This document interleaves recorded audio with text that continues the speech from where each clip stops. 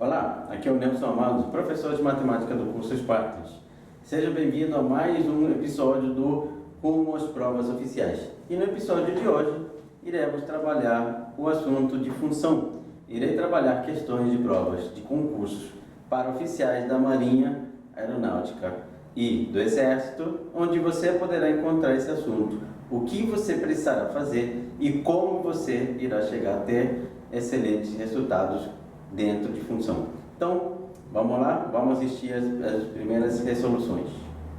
Muito bem, então a primeira questão que a gente vai trabalhar nessa aula de hoje vai ser a seguinte questão: considere a função real f de x igual a 1 sobre 2 mais x, com, é claro, o x sendo diferente de menos 1, devo ter escrito aqui errado, vou colocar aqui menos 1, se f de menos 2 mais a mais 1/5 for igual a f de menos a, então eu quero saber o valor numérico dessa função mais essa função. Olha só, o que a gente está trabalhando aqui é o valor numérico de uma função. Como é que eu vou trabalhar? Eu vou precisar, primeiro, desenvolver essa informação que ele me deu, para descobrir quem é meu a, qual é o a que ele está trabalhando, qual vai ser o valor numérico daquele a, se ele é um número real, se representa alguma expressão numérica, para depois chegar aqui e determinar o que ele está me pedindo. Então, olha só, vamos começar. Ele me deu essa função f de x igual a 1 sobre 2x mais 2, sendo uma função real qualquer, onde, é claro, o valor de x nunca pode ser menos 1. E essa expressão daqui, ele me afirma que quando eu pego o f de menos 2 mais a, que eu não sei quem é, ainda não determinei, soma 1/5, tem que ser exatamente igual ao f de menos a. Então, isso somado de 1/5 tem que ser igual a f de menos a. Valor numérico de uma função. Lembre-se do básico, eu só preciso pegar e no lugar do x da minha função, colocar isso daqui. Então, isso aqui representa o x. Então, eu vou substituir para verificar o que a gente vai encontrar. Teremos o seguinte: 1 dividido por 2 vezes o x, 2 vezes o x. Quem é o x para esse primeiro pedaço? Vai ser menos 2 mais a. E aí, já substituí o x que ele me deu aqui, vou acrescentar 2. Vou somar 2. Levei um susto. Depois tu corta esse pedaço. Vou acrescentar 2. Beleza. Então, eu vou ficar com 1 sobre 2 vezes o meu x, mais 2, sendo o primeiro pedaço da minha função. Aquele valor numérico que eu vou encontrar, eu vou acrescentar 1/5.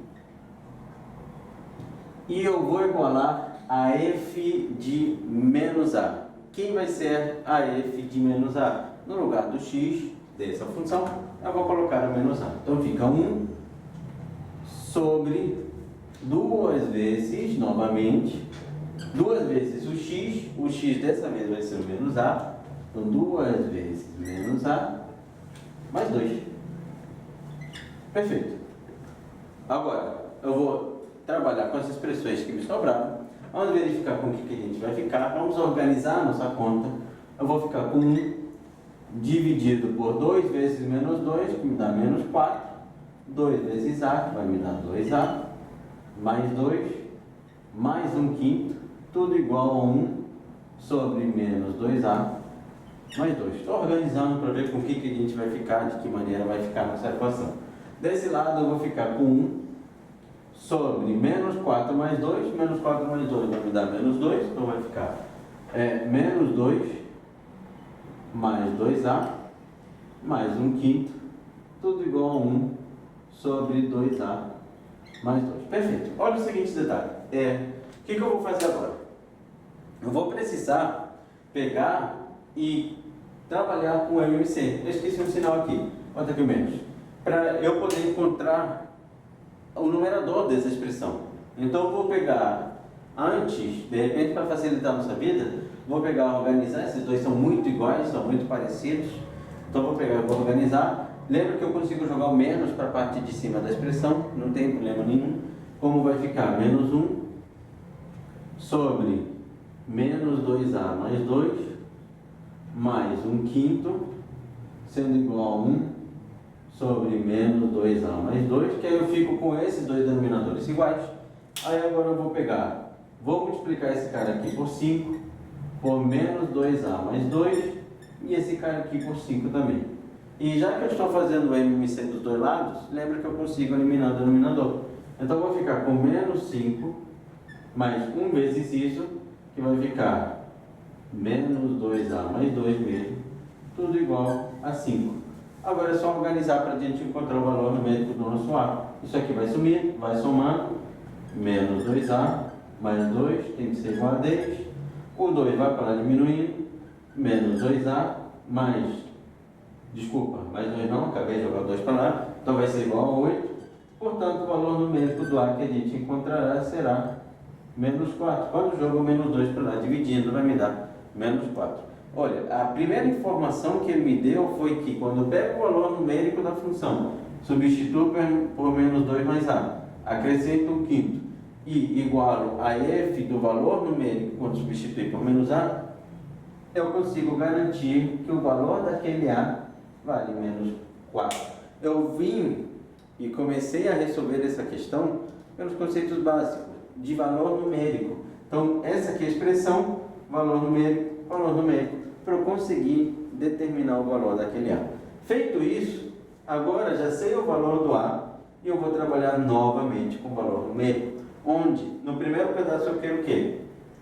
A dividido por 2 menos 1, mais f de 4 mais A.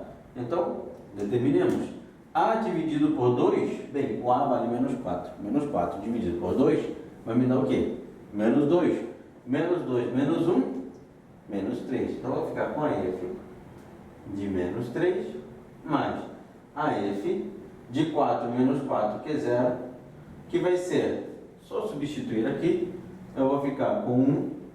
Só, eu vou primeiro substituir por menos 3, que é a primeira expressão, 2 vezes o menos 3, mais 2, mais, agora eu vou substituir por 0, que é a segunda expressão, 1 sobre 2 vezes 0, mais 2, isso aqui vai ser igual a 1, o denominador vai ficar 2 vezes menos 3, que dá menos 6, menos 6 mais 2, que vai me dar menos 4, então eu fico com menos 1 quarto, mais, aqui eu vou zerar 1 meio, e menos 1 quarto mais 1 meio, multiplicando isso aqui por 2, vai ser o quê? Menos 1 mais 2, e menos 1 mais 2 vai me dar 1 quarto. O valor numérico dessa expressão será exatamente 1 quarto. Então, caso eu queira determinar, caso eu queira encontrar alguma das alternativas, está na forma decimal, é só pegar 1 e dividir para 4, que vai ser 0,25 o valor numérico dessa expressão. Então, é uma questão onde a gente aborda o valor numérico de uma função. E eu preciso trabalhar com um conceito aqui. Esse conceito que a gente trabalhou é o MMC, de expressões algébricas, onde a melhor maneira para trabalhar com MMC de expressões algébricas é multiplicando pelo cara que está aqui, multiplicando cruzado, é a regrinha do multiplicar cruzado, onde esse cara eu multiplico aqui no 5 e esse 5 eu multiplico nesse aqui, para facilitar o meu entendimento e chegar mais fácil ao resultado. Não preciso trabalhar necessariamente com MMC de polinômios. Então essa foi a primeira questão que a gente vai trabalhar no dia de hoje. Vamos para a próxima questão. Então, vamos continuar? Olha um outro exemplo de função. Seja f definida de R em R, lembra que aqui ele está me dando domínio contra domínio da minha função. Uma função definida por f de x igual a x menos 3, se eu pegar valores de x menores ou iguais do que 2, x quadrado sobre 4 menos x, se eu trabalhar com valores de x maiores do que 2. Analise as proposições a seguir e classifique-as em verdadeiro ou falso. Beleza, eu vou separar e vou trabalhar a proposição por cada uma, para você poder entender como é que eu chego às minhas conclusões. O primeiro que você tem que reparar na proposição é que ele afirma que a função é injetória. Beleza, o que eu preciso para saber se uma função é injetória ou não? Eu preciso saber o domínio e o contradomínio dela. É muito importante eu saber isso, porque vai ser através dele que eu vou verificar quais vão ser os valores de x que ela pode assumir e quais vão ser os valores de y. Dessa maneira, eu consigo garantir se o y dela vai ser exclusivo ou não. Então, quando eu leio a minha função f definida de R em R, eu já sei que esse aqui representa o domínio e esse aqui representa o contradomínio. Então, eu estou trabalhando com um domínio que pega todos os números reais e um domínio que pega também todos os números reais. Ok, perfeito. Aí agora eu vou para a minha função por parte e vou passar para a análise de se ela é ou não uma função injetória. Como é que eu posso fazer isso? O que eu recomendo quando eu trabalho com funções por parte, no caso aqui, a primeira parte é uma função do primeiro grau e a segunda parte é uma função do segundo grau, vai ser verificar se essa função ela é injetória através de cada um dos seus pedaços. Ou seja, o que eu quero dizer? Eu vou verificar primeiro se x menos 3 é injetória, depois eu vou verificar se x quadrado sobre 4 menos x é injetória e por último eu vou verificar se as duas funções vão ter algum ponto em comum. Essa aí é a forma como eu recomendo. Por que eu recomendo dessa maneira? Porque às vezes eu posso trabalhar com funções por partes onde elas não são conhecidas. Você não consegue fazer o seu gráfico. Caso você não consiga fazer o seu gráfico, essa será a melhor maneira, você verificar se cada uma de suas partes é injetória e além disso, se elas vão ter valores de y em comum, ou seja, se o y de fato vai ser exclusivo ou não. Então, olha só, o primeiro que eu quero garantir, e essa é a minha pergunta, é, será que, vou colocar aqui, será que x menos 3 é injetória? Ok, será que x menos 3 é uma função injetória? Aí, essa aqui é a mais fácil do mundo, porque você sempre grava essa regrinha. A função do primeiro grau, não importa qual seja o domínio ou contradomínio dela, ela será sempre uma função injetória.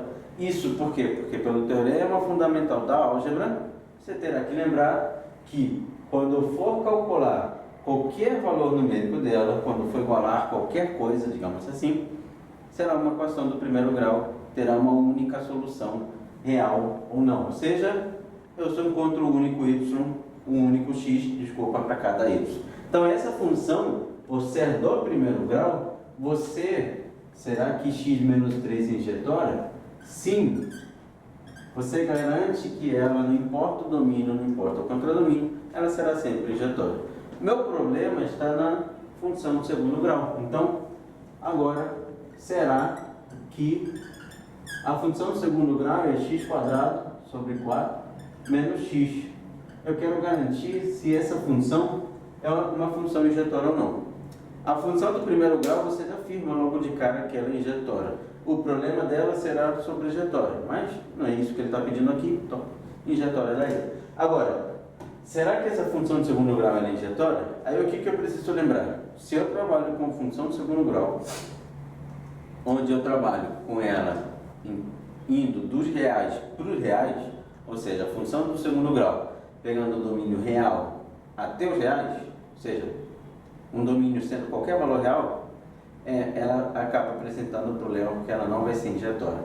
Porém, a função que a gente está trabalhando aqui, do segundo grau, ela não pega todos os valores reais. Como assim, Nelson? No enunciado ele me garantiu que a função vai de R em R, a função por parte, mas aquela função não é inteiramente do segundo grau. Lembre-se que até x menos 3 ela era uma função do primeiro grau. Depois ela vira uma função do segundo grau. Então a função do segundo grau ela está definida depois do 2. Então ela não é com domínio sendo exatamente real. Isso significa o que para mim? Que ela pode ser injetória. E como é que eu vou avaliar? Simples, eu vou calcular o x do vértice. Será o vértice que vai me garantir se essa função pode ou não ser injetória. Qual é o x do vértice de uma função de segundo grau? Menos b sobre 2a. Então, qual é o valor do b que eu vou encontrar aqui? Menos 1, trocando o sinal. 1 dividido por 2 vezes o a, que é 1 quarto. Isso aqui vai ser 1 dividido por 2 quartos. Repete a primeira, multiplica pelo inverso da segunda. 1 vezes 4 sobre 2, que vai me dar 2. O x do vértice dessa função é o número 2. Beleza. O que eu posso concluir? Quando eu pego e afirmo para você que eu vou pegar valores de x maiores do que 2, você imagina a sua parábola. E você imagina que o x do vértice é esse ponto aqui de mudança. Porém, para essa parábola em específico, eu vou pegar somente os valores depois do vértice. Isso quer dizer que tudo que está antes desaparece. Logo, já que eu pego valores depois do vértice, e grava isso porque isso é muito importante, a minha função do segundo grau, ela passa a ser injetória quando o seu domínio ou os valores do x são sempre após o vértice da parábola, após o número 2, após o número 2, logo eu posso concluir que essa função é injetória. Então, a primeira é, a função do primeiro grau é injetória? Sim. A função do segundo grau é injetória? Sim também. Então, cada uma de suas partes, por separado, acaba me dando uma função injetória. O problema é que eu tenho que garantir três coisas. A primeira parte ser injetória, a segunda parte ser injetória e nenhuma das partes ter ponto em comum. Ou seja, eu já garanti que a primeira parte é injetória, a segunda parte também. Falta garantir que quando eu trabalhar com valores de x, de y, ou seja, quando eu pegar essas duas funções, eu não encontre valores em comum. Como assim, Nelson? Vamos lá. Valores em comum é o quê? É pegar essa função e igualar a essa função aqui. E ver se existe algum valor real para o qual as duas são iguais. Simples. Então eu vou pegar x² sobre 4 menos x e eu vou igualar a x menos 3. E vou ver se essa função do segundo grau ela tem raízes ou não, se essas raízes são reais. E é claro, mais importante ainda, se alguma dessas raízes pertence a um desses dois intervalos que eu estou trabalhando em questão. Ou seja, eu vou encontrar, joga para cá, eu vou ficar com x² menos 2x mais 3, aqui fica sobre 4, né? Desculpa, estava esquecendo sobre esse 4, tudo igual a zero. Vamos multiplicar aqui todo mundo por 4, eu vou ficar com x², vai me dar menos 8x mais 12, tudo igual a zero. O que eu vou precisar encontrar? As raízes. E essas raízes, já que é uma equação do segundo grau, eu posso encontrar elas pela soma e produto. Então, dois números cuja soma seja menos b sobre a, dois números cuja soma seja 8 e cujo produto seja 12. Eu vou precisar de dois valores para que essa soma seja 8 e 12. Aí é simples. O primeiro valor, 2. O segundo valor, 6. Um desses valores eu posso afirmar que você já conhece, porque quando a gente trabalha com funções por partes, geralmente o ponto de mudança de função é um ponto em comum. Então, está aí o número 2, garantindo que seria um ponto em comum. O problema é que o outro ponto onde ela se encontra é o número 6. Ou seja, será que eu tenho dois valores de y para o mesmo valor quando trabalhar com 6? O que isso quer dizer? Que as funções elas vão ter um ponto a mais em comum. Se elas têm um ponto a mais em comum, quer dizer que para um único y eu tenho dois resultados distintos. Toma muito cuidado, porque para essa função só servem valores de x menores do que 2. Qualquer valor maior do que 2 só serve para essa função. E ainda, para essa função só serve o 2, para essa já não serve o 2. Quer dizer que cada um dos pontos que eu encontrei em comum, eles pertencem a diferentes intervalos. Quando eu for trabalhar isso no desenho, basicamente eu tenho o seguinte: eu tenho, a partir do número 2, uma parábola com concavidade voltada para cima, crescente, e antes do número 2, uma reta crescente. Meus intervalos, eles se juntam dessa maneira. Por quê? Eles deveriam se juntar depois do número 2. E esse pedaço não existe. Depois eles voltam a se encontrar. Está vendo que depois do 2, lá no 6 que eles voltam a se encontrar? Mas esse pedaço não existe. Quando eu posso garantir isso, eu levo já logo para a conclusão de que essa função que eu acabei de desenhar seria o gráfico perfeito para a função que a gente está trabalhando. E essa função será uma função injetória, porque essa raiz só serve para a primeira e essa raiz vai pertencer ao intervalo da segunda. Elas não vão ter pontos em comum, além do 2 e do 6. Ou seja, o gráfico não tem valores de y repetidos. O y será sempre exclusivo de um único x. Eu posso garantir isso para essa função. Então, quando ele me diz que a função é injetória, eu chego à conclusão de que sim, ela será uma função injetória. Você pode fazer isso através do gráfico. Através do gráfico, desenhando o gráfico dessa função por parte, você chega na mesma conclusão. Ok, então a primeira alternativa é da verdadeira. Vamos analisar a segunda. Para todo x real, a função é crescente. Lembra que pela primeira a gente já teve mais ou menos uma ideia de como é que era o gráfico dessa função? Ele era uma reta até o número 2 e a partir daí virar uma parábola. Isso daqui, logo de cara, para você já vai garantir que é uma função crescente. Isso porque lembre-se que para eu ter uma função crescente, por definição, o que eu preciso? Para uma função ser crescente, eu preciso que, se eu pego dois valores A e B, tais que o A é maior do que B, uma função é dita crescente se o f de A for maior que o f de B. Essa é a minha definição que a gente tem de uma função crescente. Dois valores A e B, se você pega um número maior para o A do que o B, é claro que o valor numérico daquela função também vai ser maior. E pelo desenho você já garante isso, porque a gente garante o quê? Que à medida que eu ando para a direita, ó, a função sobe, então é uma função crescente. É uma das formas de você verificar. A segunda, sem trabalhar pelo desenho, é lembrando que a função do primeiro grau, ela é crescente quando A for positivo. Então, eu tenho A positivo, função crescente. A função do segundo grau, ela passa a ser crescente quando A é positivo. Quando?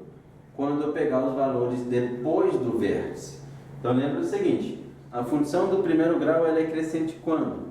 Quando o valor do A, daquela função do tipo y igual a x mais b, o A for positivo. Nesse momento ela vai ser uma função crescente.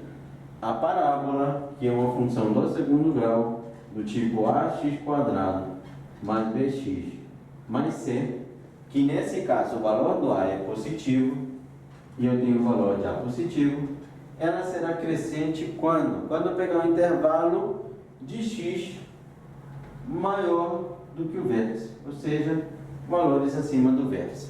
Então a gente precisa lembrar que eu estou pegando os valores depois do 2, e o 2 era o vértice daquela parábola. Então eu estou pegando os valores em que a minha parábola é crescente. Então eu posso garantir que a função em si, ela também será crescente.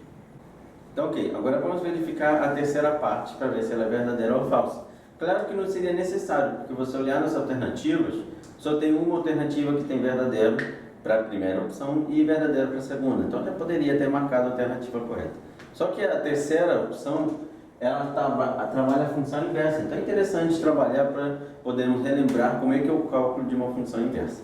Então, é o seguinte, ele me diz, a função f a menos 1, que é a forma como a gente escreve a nossa função inversa, é dada por a minha função inversa, ela vai de um domínio real para um contradomínio real. Lembra que é interessante saber o domínio e contradomínio para a nossa afirmativa número 1, quando ele me diz que é uma função injetória. Eu sei que a condição de existência da função inversa, e é legal você lembrar disso, é que a inversa só existe se a função for objetória. Porém, em exercícios onde ele já está me dando a função inversa, ou ele pede a função inversa, eu vou considerar que a função já é objetória para poder calcular ela. Então, pelo fato da gente já ter comprovado na primeira e segunda opção que ela realmente já é objetória, eu não preciso fazer essa análise para essa terceira alternativa. Só preciso calcular. E ele me diz que a função inversa, faltou aqui 1 a menos 1, né? Copiei errado. X mais 3 se o x for menor ou igual do que menos 1. E a raiz quadrada de 4x mais 4 mais 2 se meu x for maior que menos 1. Então, como é que eu faço para calcular a função inversa de uma função por parte?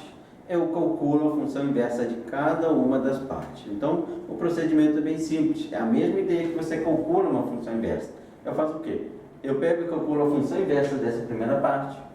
E depois, eu vou e calculo a função inversa dessa segunda parte. E depois, e se tiver uma terceira parte? Eu calculo a terceira parte. E a quarta parte, eu vou lá e calculo, e assim por diante. E o procedimento é simples. Eu pego a minha função original, que é essa daqui, tá? E eu calculo a sua função inversa. Esse é o procedimento que a gente vai trabalhar. Então, eu vou partir do seguinte princípio. A primeira função é x menos 3. Então, a função é y igual a x menos 3 se o meu x for menor ou igual do que 2. Ok, beleza. Esse pedaço aqui é fácil de identificar na minha função inversa. Porque lembre-se que a minha função inversa, todo x vira y. Então, o primeiro que eu vou fazer vai ser a mudança aqui, para eu saber em qual intervalo vai ser trabalhado. Porque assim, se ele estiver me dando um intervalo que não é, já posso marcar que a alternativa está errada. Porém, eu vou pegar e lembrar que aqui, quando ele escreve dessa forma, esse aqui é o valor do x da função inversa, que nada mais é do que o valor do y da função original. Na função inversa, todo x vira y. Então, a gente tem a ideia de que eu preciso chegar a ter essa função aqui quando eu trabalhar o cálculo da minha função inversa. Então, a regrinha prática é todo x vira y, todo y vira x e isola o novo y. Então, olha o detalhe. Primeiro que eu vou fazer é definir o intervalo e eu vou calcular o valor numérico da função, que é o y, quando o x for menos 2. Então, eu tenho y igual, menos 2 não, né? É 2. A 2 menos 3, y igual a menos 1. Então, o que eu vou garantir? Que a minha função inversa, o valor numérico do x, do y, quando o x for 2, vai ser menos 1, que é exatamente o valor numérico que ele trabalha aqui, para valores antes do menos 1. Na minha função inversa, valores antes do menos 1, porque dessa vez é o y que entra no lugar do x. E agora eu vou calcular a função inversa desse daqui. Como é que eu faço para calcular a função inversa? Lembre-se que todo x vira y. Então, x igual a y menos 3. E aí eu vou isolar o novo y. Aquele menos 3 passa para lá. X mais 3 é igual ao meu y se o x, porque lembra que todo x vira y, todo y vira x, for menor ou igual que menos 1, que foi o valor que eu encontrei. O menor ou igual se mantém, o que muda é que dessa vez eu terei o y sendo menor ou igual do que menos 1. Bem, repara que a primeira parte bateu. Eu calculei e bateu a mesma função que ele me deu. Perfeito. Agora eu vou lá para a segunda parte e vou verificar se essa função quadrática tem como função inversa essa função. Então, eu sei que é y igual a x ao quadrado sobre 4 menos x, se o x for maior do que o número 2. Beleza. O procedimento para calcular o valor numérico não precisa ser repetido. Até porque pelo gráfico da segunda função, a gente já viu que as funções se encontram no mesmo valor. Então, eu não preciso repetir, porque se eu substituir aqui por 2, eu vou garantir que o y vai valer menos 1. Se você substituir por 2, de fato você vai encontrar o valor do y sendo menos 1. Você consegue encontrar o valor do y sendo menos 1. Mas eu não vou me preocupar com esse x valendo 2. Eu copiei a função certa? Copiei. Por enquanto eu não vou me preocupar. Vou me preocupar só em relação a esse fato que ele está me dando aqui. Tá? Então, beleza. O que eu vou fazer? Eu vou pegar e vou calcular, tá, a minha função inversa dessa função, trocando o x pelo y. Então, lembre-se, é x igual a y ao quadrado sobre 4 mais menos y. Tudo que é x vira y, tudo que y vira x. O cálculo da função inversa de uma função quadrática, ele me exige que eu complete quadrados. Então, quando eu pego essa função aqui, para eu poder calcular a sua função inversa, eu preciso completar quadrados. Então, vou deixar primeiro organizadinho, vou fazer o MMC, porque é mais fácil para mim completar quadrados se eu não tiver denominador. Então, esse cara vai ser sobre 1, esse cara vai ser sobre 1, multiplico aqui por 4, aqui por 1, aqui por 4, vou encontrar 4x igual a y quadrado menos 4y. E aí eu vou te ensinar do jeito bem simples para você calcular a ideia de completar quadrados, o que está faltando, como é que eu vou completar quadrados. Eu vou olhar para um cara que não tem o y quadrado, que é esse cara aqui, menos 4y. E para completar quadrado, eu vou pegar a metade do valor numérico, do coeficiente dele, e elevar ao quadrado. Qual é a metade de menos 4? Vai ser menos 2. Então, eu vou pegar do lado esquerdo 4x e eu vou acrescentar menos 2 ao quadrado, tá vendo o que eu vou acrescentar? E do outro lado, para manter a igualdade, y ao quadrado menos 4y, eu também vou acrescentar menos 2 ao quadrado. Esse é o procedimento que você faz para completar quadrados. Sempre funciona. Eu pego a metade desse cara, tá vendo? E acrescento ele dos dois lados elevado ao quadrado, tá? Vou ficar com 4x mais menos 2 ao quadrado, que é 4, igual a y ao quadrado menos 4y mais 4. Isso daqui é um produto notável, é um trinômio do quadrado perfeito. Então, como é que ele vai ficar? Ele vai ficar da seguinte forma. Ele fica 4x mais 4 igual a y menos 2 ao quadrado. Y menos 2 por quê? Porque é raiz do primeiro menos a raiz do último. Então, fica y menos 2. Como está elevado ao quadrado e eu não quero a função com y elevado ao quadrado, vou tirar a raiz quadrada dos dois lados. Então, vou ficar com a raiz quadrada de 4x mais 4 sendo igual a y menos 2. Portanto, 4x mais 4, esse menos 2 vem para cá somando, mais 2 vai ser igual a y. E a função que eu encontrei será a função inversa daquela função quadrática original. O procedimento fica simples quando você torna prático, você exercita todo dia. Eu consigo encontrar a função inversa da minha função quadrática. E você pode verificar que é exatamente igual à função que ele te deu. Raiz quadrada de 4x mais 4 mais 2. Raiz quadrada de 4x mais 4 mais 2. Com isso, já que encontrei a mesma função inversa, tanto para a primeira parte como para a segunda parte, é verdadeiro o que ele me garante nessa terceira opção. Portanto, a alternativa correta para essa questão é aquela que mantém as três opções sendo verdadeiras. Muito bem, essa questão número 2 foi bem interessante para trabalhar esses conceitos de função inversa e função injetória. E a questão número 1 trabalhou um pouco os conceitos da nossa função, do valor numérico dela. Vamos para a questão número 3, onde vamos trabalhar o valor numérico da minha função. E eu vou te mostrar que nem sempre é obrigado você a trabalhar com uma função composta. Você pode começar direto já pelo valor numérico dela. Então, olha só, eu me dá duas funções f e g dadas. A minha f é uma função que soma duas funções exponenciais, a elevado a x mais b elevado a x, tá? E a minha função g ela é do tipo f de x dividido por f de x menos 2. Ou seja, ele pega e faz o quociente de duas funções, onde aqui embaixo é uma função composta. Então, olha só o seguinte detalhe. Eu quero calcular g de 3. Beleza. O meu objetivo é calcular g de 3. Porém, eu não sei o valor do A e nem sei o valor do B. Então, é muito provável que essa questão ela acabe terminando com algum produto notável. Então, já vou ter essa malícia, porque pode que ela trabalhe algum produto notável. E eu não vou precisar calcular f de x menos 2 substituindo aqui x por x menos 2. Não há necessidade nenhuma. Eu vou calcular o quê? Eu vou começar já pelo que ele quer, pelo g de 3. E eu preciso lembrar que o valor numérico, tudo que for x, vira 3. Então, meu g de 3, eu vou pegar e determinar da seguinte forma. No lugar do x aqui em cima, vira 3. E lá embaixo, no lugar do x aqui embaixo, também vira 3. Grava isso. O valor numérico de uma função, o que está dentro do parênteses, já que g de x, ó, meu x vira 3. Então, já posso trabalhar com tudo que for x na minha função valendo 3. E aí você vai ficar com o g de 3 sendo a f quando x for 3, dividido pela f quando x for 1. Então, eu fico com o quociente de duas funções, f de 3 e f de 1, que eu consigo calcular, porque eu sei a minha função f. Então, a f de 3 eu vou pegar no lugar do x e colocar o 3. Então, você vai ficar com a elevado a 3 mais b elevado a 3. E embaixo, no lugar do x, eu vou colocar o número 1. Vai ficar a elevado a 1 mais b elevado a 1. Olha o seguinte detalhe. Sempre que você tiver soma de dois cubos, isso aqui é um produto notável.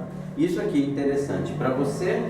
Essa ideia de produto notável é interessante para você que trabalha qualquer prova, por exemplo, AFA, como para você que trabalha provas do tipo escola naval, porque o produto notável é muito interessante para o cálculo do limite. É uma forma de você trabalhar o limite. Então, é interessante conhecer esse produto notável que se repete em várias questões, onde é a soma de dois cubos. E a soma de dois cubos vai ser a soma de A mais B multiplicado com A ao quadrado menos AB mais B ao quadrado. Esse é o meu produto notável. A soma de dois cubos se transforma em A mais B vezes A ao quadrado menos AB mais B ao quadrado. Quando eu não estiver trabalhando com A e B, por exemplo, estiver trabalhando com x e y, com x e 2, x e 1, o que você pode fazer? Você vai chamar o primeiro termo de A e o segundo de B, vai transformar nisso e depois vai voltar para o original. Então, não há muito medo em relação a essa questão. E abaixo, A elevado a 1 dá A, B elevado a 1 dá B.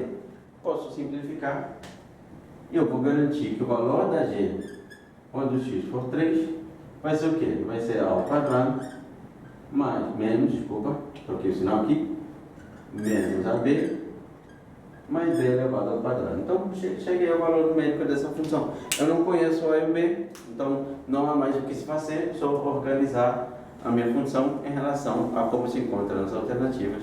Essa vai ser a resposta correta. Bem, com isso terminamos esse primeiro episódio da parte de rumo às provas oficiais, onde o objetivo é você trabalhar questões adiante, eu e você trabalhar questões que envolvam concursos de provas oficiais e o necessário para você resolver aquele tipo de questões.